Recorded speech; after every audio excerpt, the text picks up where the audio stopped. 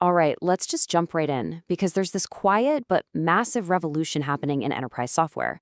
We're talking about a huge shift away from those incredibly painful, multi-million dollar rip and replace projects that, let's be honest, everyone absolutely dreads. And it really all starts with a few numbers that tell a pretty stark story.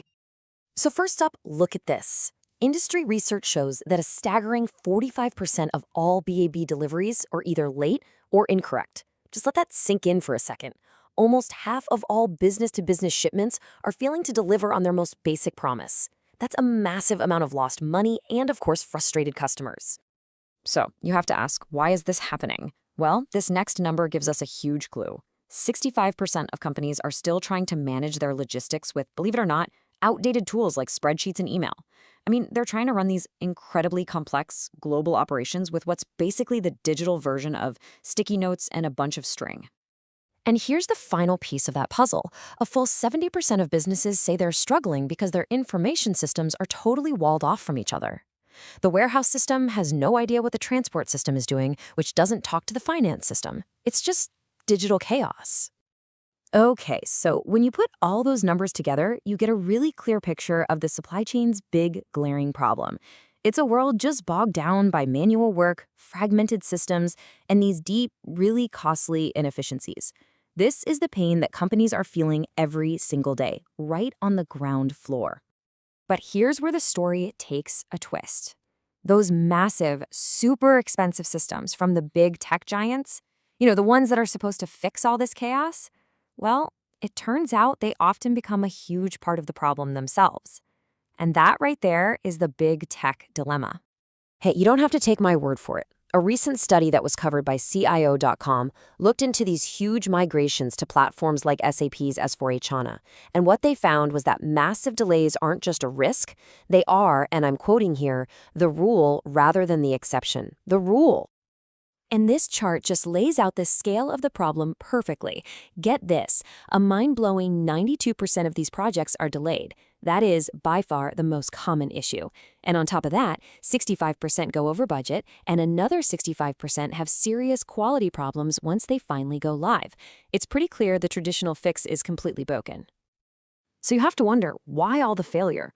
As you can see from the reasons here, it's not just one thing. It's this complex mess of bad planning, totally underestimating the complexity, and a fundamental lack of integration between different systems and teams. It is, frankly, a recipe for disaster.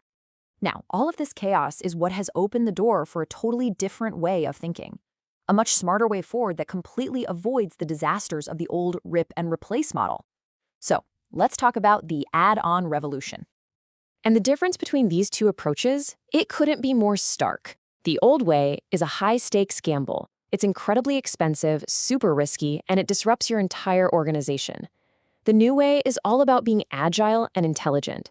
You don't tear everything down. You augment and enhance what you've already got. So the official name for this is an ERP Augmentation Strategy, and companies like Oware with their O360 platform are really pioneering this. They've built their software to basically act like an intelligent layer that just plugs right into the systems you already use, like SAP or Oracle, and it immediately starts making them better. And the benefits for the business, they're immediate and they're obvious. You get the modern tools you actually need, like real-time tracking and advanced analytics, and you get them fast, without the massive cost and risk of a full-scale upgrade. It's all about speed, saving money, and working with your existing tech, not against it. Now, what's really powerful about this add-on philosophy is how flexible it is. It's not some rigid, one-size-fits-all product. You can think of it more like a playbook that can be adapted to the unique needs of totally different markets all over the world. First, you've got the efficiency play. In a market like Pakistan, which has some major logistical challenges, Aware's platform gives them that foundational visibility they're missing. They target these big aggregator companies, giving them the tools to manage their huge networks of smaller transport providers. It's all about driving efficiency from the top down. Then there's the niche play. In a hyper-competitive hub like the UAE, you just can't go head-to-head with the giants. So instead, Aware targets those underserved mid-sized companies with an all-in-one solution. And for the really big companies, they augment their massive systems with specialized modules that fill critical gaps. It's a really smart approach. And finally, you have the strategic play. In a market like Saudi Arabia, which is going through this massive economic transformation with Vision 2030, Aware actually aligns its platform with national goals. Their manufacturing module, Make 360, directly supports the country's huge push to build up a domestic industrial base. So, what's the big picture here? Why does this shift from replacement to augmentation really, truly matter? Let's pull it all together. The main takeaway is this: the future of business software isn't necessarily about building bigger, more complicated all-in-one platforms.